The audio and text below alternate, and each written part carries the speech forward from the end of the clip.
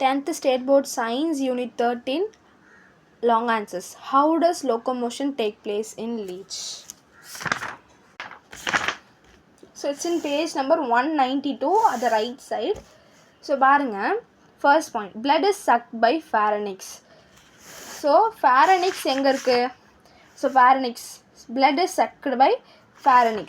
Second point, anterior and posterior ends of the body are provided with suckers by which the animal attaches itself to the body of the host. இதை நீங்கள் ஷார்ட்டாக எழுதணும் அப்படின்னு நினச்சிங்கன்னா, presence of anterior and posterior suckers for attachment. So என்னென்ன present ஆயிருக்கு? Presence of anterior and posterior suckers எதுக்காக?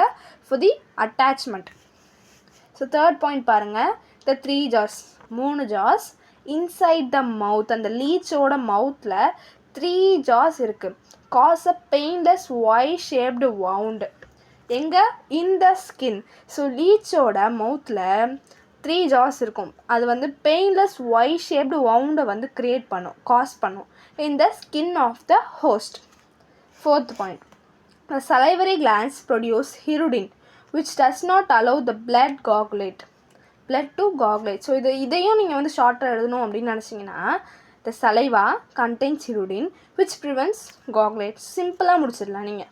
அடுத்து, parapodia and setae are completely absent. parapodia-வும் setae-வும் கம்ப்ளீட்டாக இங்கே இல்லை. இப்போ என்ன போடணும்? they are completely absent அப்படின்னு போடணும். Next point, blood is stored in the crop. So same crop எங்கே இருக்குங்க? இங்கே இருக்குது பாருங்கள்.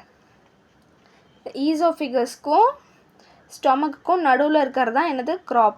ஸோ இங்கே தான் வந்து லீச்லாம் வந்து blood ஸ்டோர் பண்ணி வைக்கும். ஓகேவா?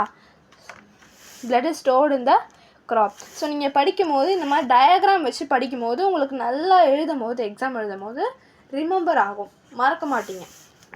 ஓகேவா? blood is stored in the crop. It gives nourishment to the leech. இது வந்து எதுக்காகவா? it gives nourishment, leechesக்கு nourishment கொடுக்குது for several months.